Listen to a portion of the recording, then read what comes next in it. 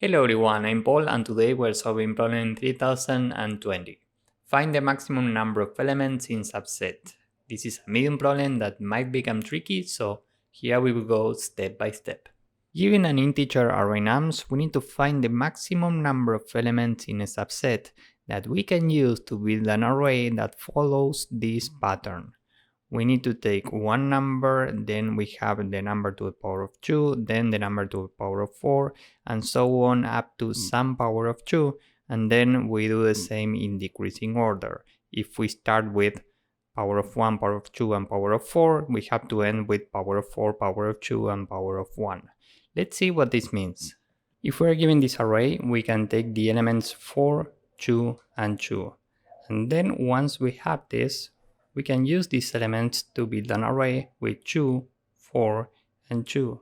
And as you can see here, we meet the required pattern. We start with 2 to the power of 1, then we continue with 2 to the power of 2. This is the middle, and from here to the right, we need to decrease equally. As you can see here, we have another 2 to the power of 1. So this is a valid array, and given that this is the maximum number of elements that we can include in a subset to build any valid array, and we have 3 elements, the result in this case is 3. So let's start slow. Let's say that we have an array with all ones. Now we can take all the elements in this array to build an array with all the elements in the same order. And here we have a valid pattern. Why? Well, because we start with x to the power of 1, then we have x to the power of 2. Here we have the middle, this would be x to the power of 4. Here in the decreasing part, we have x to the power of 2 again, and this is x to the power of 1. So this is a valid array, which means that the result in this case would be 5. Now let's say that we have an even number of ones. Let's say that we have 4 ones. There's no way to meet this pattern. Why? Well, because in the pattern we have a left part, a middle part, and a right part. Here the middle part would have 2 numbers, and we need a unique middle point. So let's say that we start with x to the power of 1, then we have x to the power of 2, and there's no way to use an x to the power of 4 here. We have to continue with the decreasing part, meaning x to the power of 2, then x to the power of 1. As you can see here, we have no middle, so we don't meet this pattern, which means that if we have an even number of ones, we have to remove 1, 1, and now we can use this for a valid array. We can use x to the power of 1, x to the power of 2 for the middle, and x to the power of 1 for the right part. Now this is valid. And this means that the first thing that we can do is count the number of ones. Here we only have 1, 1, which means that the result up to this moment is 1. Why? Well, because this is an odd number, which means that we can build an array with 1, and this is valid. Here we meet the pattern. So the result up to this moment is 1. And let's say, for example, that we have 2 more ones here. Well, now we have 3 ones in total, and given that this is an odd number, the result up to this moment would be 3. Because remember that we can use an array with 1, 1, 1, and this is valid. If we have something like this, with an even number of ones, the result would be the number of ones minus 1, meaning 1. Because remember that an array with an even number of ones has no middle, so we don't meet the pattern. We need to subtract 1, now we can use this, and that's why the result is always the number of even ones minus 1. And how can we handle the rest of the numbers? Well, first we need a frequency map. This will be useful for the number of ones and the count of every other number in the array. So first we are here, we add 5 as a key, and this is the first 5 that we see. Then we have a 4, so the count is 1, and then we have a 1 with a count of 1. Then we have a 2, this is the first 2 that we see, and then we have another 2, so we go to this key, and we add 1 here, this is 2. First we can check what's the frequency of number 1. Here it's 1, and this is an odd number. Remember that here we can build an array with only number 1, and this is a valid array, which means that the result is initially 1. This is the maximum length of a valid array up to this moment. Now we can completely forget about this number, and we can try to build valid arrays with remaining numbers. So how can we do this? We will iterate keys in the frequency map starting from 5. So we'll have a variable current, which is initially 5, and the length of this new array is initially 0. We will try to build this array from the sides to the middle. And every time we have two sides, left and right, so if we want to use this number for the sides, we should have a frequency of 2 or more. Here 1 is more than 2, so this means that we can use 5 for the middle, and we can build a valid array with only one element. So the total length of this array is 1, and the result is the maximum between 1 and 1, so this stays at 1. Now we can continue with this key, so current is 4 and the total length of the array is 0 again. We are trying to build this array from the sides to the middle, but given that the frequency of 4 is more than 2, we can only use 1 4 from the middle, so that's it. The length of this array is 1, the maximum between 1 and 1 is 1, so we keep 1 in the result, and now we can continue with the next key. We don't care about 1, so we continue with the next one, and now we are here, so current is 2, and total is 0 again. So we are starting a new array with 2. Remember that we always try to build this from the sides. Given that this number is greater or equal to 2, we can actually start from the sides. We use 1 2 for left and 1 2 for right. How do we continue? Well, first we can add 2 to total. We are adding 2 to the length.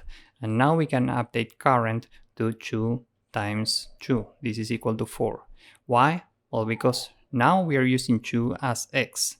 Next, we need x to the power of 2, which is the same as 2 times 2. This is 4. Next, we have x to the power of 4, which is the same as 4 times 4. This is 16. Okay, so every time the new current is current times current. Now current is 4, so we check if we have 4 in the frequency map, and we have it right here. But the frequency of 4 is more than 2, which means that there's no way to use 4 for the two sides. We can only use 1 4 in the middle, right here. So at this point, we can say that total is total plus 1, this is 3, and the result is the maximum between 1 and 3, so this is 3. Now we have already iterated all the keys in the frequency map, so the result is 3. Now let's step back for a moment. Let's say that current is equal to 4, but we don't have 4 in the frequency map. We know that total is 2, so what do we do next? We know that an array with 2 and 2 is not valid because we are missing the middle. So what can we do here? Well, we can subtract 1 from total. Now this is equal to 1. And this is the same as taking an array with only the middle, only number 2, okay? So whenever we don't find current in the frequency map, we subtract 1 from total.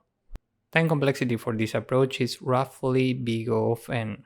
Why? Well, because we are building the frequency map, which requires iterating n elements, and then we are iterating all the keys in this frequency map, which in the worst case has a size of big O of n, and we also have a while loop with current, but the growth of current is very fast, so this is roughly big O of n, and space complexity is big O of n also because of the space for the frequency map. So with this in mind, let's go with the code. First, we need a frequency map, so we can use a default dictionary with a default value of 0 for every key. So here we use the word int, and now we need to fill this. So for every number in nums, frequency map at the current number plus equal 1. We know that the number of ones is in frequency map at 1, and the result is the number of ones if this is an odd number, because if this is an even number, we need to subtract 1. So we want ones if 1's modulo 2 is equal to 1, else we want 1's minus 1. Now maybe 1's is 0, in which case it's an even number, and if we subtract 1, we start with a result of minus 1, and this is technically wrong. If we want to avoid this, here we should use the maximum between 0 and 1's minus 1. Now we can iterate keys, so for every number in the frequency map, if the number is equal to 1, we don't care about ones anymore, so we just continue. Else we can say that the length of the current array is initially 0 and current is initially the current key, num. Now we can say while we have current in the frequency map and the frequency of current is greater or equal to 2, we can add 2 elements to the sides of the current array, so total plus equal 2, and we need to update current with current times current.